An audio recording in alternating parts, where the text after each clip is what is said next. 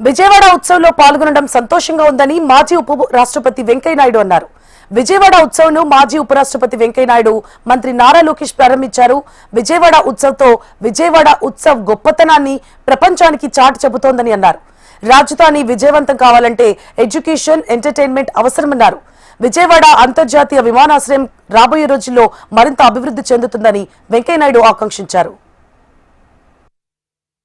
ఒకవైపు దసరా నవరాత్రుల సందర్భంగా ఆధ్యాత్మిక వాతావరణం, మరోవైపు మన సంస్కృతి తెలియజేసే ఇలాంటి ఉత్సవం వెరసి విజయవాడ నూతన శోభను సంతరించుకుంటుంది.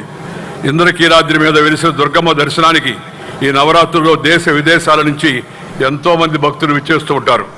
ఈ సమయంలో ఒకే నగరం ఒకటే సంబరం అనే నినాదంతో నిర్వహిస్తున్న ఈ కార్యక్రమం దసరా ఉత్సవాలకు మరింత శోభను తీసుకొస్తుంది.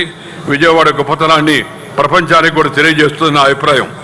ముఖ్యంగా ఈ సమయంలో ఏర్పాటు చేస్తున్న సాంస్కృతిక కార్యక్రమాలు తెలుగువారి వైభవాన్ని కళ్ళ కట్టేలా నిర్వాహకులు చొరవ తీసుకోవాలని సూచిస్తున్నాను.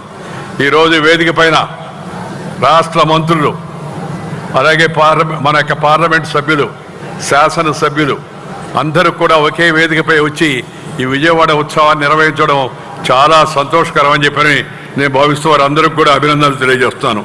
దాంతోపాటు నేను చూస్తున్నాను, ప్రముఖులు విజయవాడ నగరంలో చాలా కాలం నుంచి ప్రజాసేవలో తరిస్తున్న, వివిధ రంగాల్లో పేరు ప్రఖ్యాతులు కాస్తున్నట్టు పెద్దలను కొందరిని పిలిచి పైకి వాళ్ళని సన్మానించే మంచి కార్యక్రమం కూడా ఏర్పాటు చేశారు. చాలా సంతోషం.